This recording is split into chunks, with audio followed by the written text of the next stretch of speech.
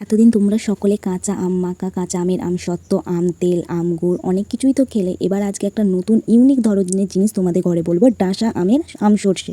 এটার জন্য প্রথমে কি করতে হবে, ডাসানো আম ছোট ছোট কুচি করে কেটে একটুখানি জল দিয়ে ভালো করে ভাপিয়ে নিতে হবে। নুন দিতে পারবো তোমাদের সামান্য মতন, ডাসানো আম যেহেতু মিষ্টি হয় তাই জন্য নুনটা তোমাদের পরিমাণ মতন দিও। নুন একটু জল দিয়ে আমটাকে ভালো করে ভাপিয়ে নিতে হবে। ভাপিয়ে নেওয়ার পর সেই জলটা একটু ছেঁকে নিতে হবে। আর ভাবানোর সময় একদম যেন জল শুকিয়ে না যায়, জল শুকিয়ে গেলেই কিন্তু জিনিসটা ভালো হবে না। একটু অল্প করে নেড়ে নেড়ে করবে, দেখবে জিনিসটা খুব ভালো হবে। তার জন্য কি কি লাগবে, শুধু সর্ষে লাগবে। ডাসানো আম যেহেতু মিষ্টি, এতে চিনি তোমরা দিতেও পারো, নাও দিতে পারো।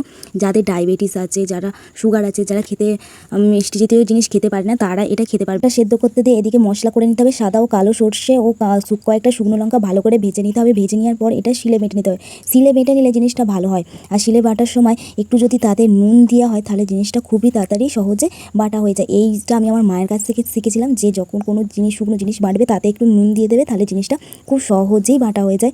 তো নুন যেহেতু আমরা আমে দিয়েছিলাম সেই জন্য এখানে একটু পরিমাণ মতন অল্পই দেবো, যাতে জিনিসটা তাড়াতাড়ি বাটা যায়। অনেকে এখানে নুনটা নাও দিতে পারেন, এটা আমি আমার সুবিধা হতে নুনটা দিয়েছি। মশলাটাকে খুব সুন্দরভাবে বেটে নেবেন, যাতে মিহি হয়, যাতে আমের সাথে লেগে যায়, যেন খিচ না থাকলে, খিচ থাকলে আমের সাথে লেগলে খাওয়ার সময় মুখে বাঁধে। আমি এখানে মশলাটা খুব সুন্দরভাবে মিহি করে বেটে নিচ্ছি। এবার আপনারা মিক্সিতেও বাটতে পারেন, আমি মিক্সিতে বাটিনি, কারণ আমি শিলে বাটি। শিলে বাটলে শরীরের পেশিগুলো খুব ভালো থাকে শুনেছি।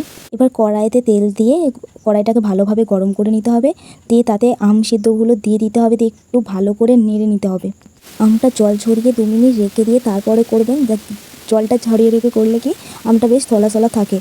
আমি আমটা ঝরিয়ে রেখে 2 থেকে 3 মিনিট রেখে দিয়েছিলাম। তারপরে ভালো করে নেড়ে নিচ্ছি। এবার মশলা দিয়ে দেবো হালকা করে। সর্ষে করতে গেলে মশলার মধ্যে লাগে সর্ষে বাটা, এবার লঙ্কা গুঁড়ো বাটা, এবার নুন, আর তার বেশি কিছু লাগে না। আপনারা যদি চান এখানে একটু হলুদ গুঁড়ো দিতে পারেন, কিন্তু আমি এখানে একটু হলুদ গুঁড়ো দিয়েছি, কারণ মা বলে কোনো জিনিসে হলুদ দিয়ে রাঁধতে নেই, সেই জন্য এখানে হলুদটা দেওয়া। তাছাড়া কিছু না, আপনারা পারলে হলুদটা না দিয়েও রাঁধতে পারেন, এতে কোনো অসুবিধা হবে না। এবার মশলাটা একটু বেশি দেবেন, যাতে আম সর্ষে তো মানে বুঝতেই পারছেন। আর ভালো করে 3-4 দিন শুকিয়ে রেখে দিলে কিন্তু আম সর্ষেটা খুব সুন্দর খেতে হয়। আমি এর আগেও অনেক কবার বানিয়েছিলাম, আজকে আবার আমি বানালাম। তোমরা বাড়িতে ট্রাই করে দেখতে পারো, এতে খুব সুন্দর খেতে হয়।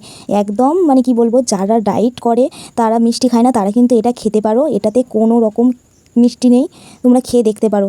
একবার খেয়ে দেখবে, যদি ভালো না লাগে বলবে, সত্যি খুব সুন্দর খেতে। আমি যেহেতু মিষ্টি খেতে ভালোবাসি, সেই জন্য এখানে আমি কিছুটা মিষ্টি দেবো, 1 থেকে 2 চামচ, বেশি দেবো না। তোমরা যারা ডায়েটে তারা মিষ্টি নাও দিতে পারো, কিন্তু আমি এখানে একটু মিষ্টি দিলাম, কারণ আমি একটু মিষ্টি খেতে ভালোবাসি। ঝাল আর মিষ্টি একদম একটা আলাদা রকমের মজাদার ব্যাপার। আমি এখানে নুনটা চেক করে দেখলাম, নুনটা একটু কম হয়েছে, সেই জন্য একটু নুনটা দিলাম। তোমরা পরিমাণ মতো নুন দেবে। তারপরে এটা ভালো করে 3 থেকে 4 দিন শুকিয়ে রেখে বয়ামে ভরে ফ্রিজে রেখে দিতে পারো, নাহলে বয়ামটা এমনি রেখে দিতে পারো, কোনো অসুবিধা নেই।